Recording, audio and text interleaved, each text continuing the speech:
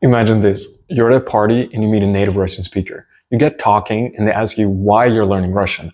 But instead of the usual «мне нравится русский язык», you lean in close and whisper «я хочу быть олигархом». Their eyes widen and you both burst out laughing. And that's the power of having a little humor in your language learning. I just got back from Bali, Indonesia, and let me tell you, it was an eye-opener. Tourists everywhere, and I don't like to be just another tourist. So what did I do? I learned some kind of stupid, silly local phrases, of course. Jalan jalan aja became my go-to response when scooter taxi drivers asked if I needed a ride. It means I'm just walking in Indonesian. And you should have seen their faces. The big smile replies, jalan jalan. In a place where everyone just drives around on scooters without any pedestrian infrastructure, a walking tourist who pays attention to the local culture with a smile on their face is just like seeing a unicorn. But my favorite phrase, tamu gila. Tourists are crazy. I dropped this gem whenever I did something typically touristy, like ordering a watermelon juice without sugar. And some self-deprecating humor is just universal. And this got me thinking about Russian. Why do we always play it so safe? Sure, knowing how to say «Меня зовут Ari» is important, but where's the fun in that? Let's spice things up a bit. Next time someone asks where you're from, look them dead in the eye and say «Я гражданин мира». Watch their reaction and just have a laugh. Or a bit more serious, when introducing yourself, use your patronymic. For those who don't know, a patronymic is a name derived from your father's first name. If your dad's name is John, you'd be Johnovich if you're a man, or Johnovna if you're a woman. So instead of saying «Меня зовут Ari», I could say «Меня зовут Ari Keisovich Helderman». It's unexpected, it's fun, and it shows you know a thing or two about Russian culture. Now, you might be thinking, Ari, isn't that a bit much? And I'd say, абсолютно нет. Learning a language isn't just about memorizing vocabulary and grammar rules. It's about connecting with people, understanding their culture, and yes, having a laugh and a good time. Think about it. When was the last time you had a memorable conversation with a non-native speaker of your language who only stuck to textbook phrases? Tough, right? But I bet you'd remember the person who made you laugh, who surprised you with an unexpected silly phrase or two. And this approach isn't just about having fun, although that's a big part of it.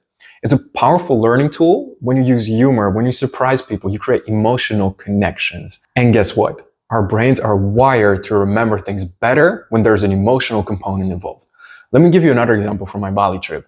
I learned about 10 phrases in both Indonesian and Balinese. Not a lot, right? But because I use them in unexpected, often humorous ways, I created dozens of memorable interactions.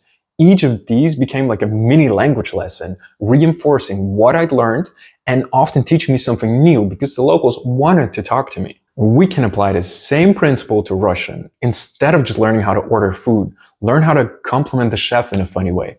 У повара звезда Мишлена. Instead of just asking for directions, say «Я заблудился в необъятных просторах России». Imagine saying this with a theatrical sigh when you're just trying to find the nearest metro station.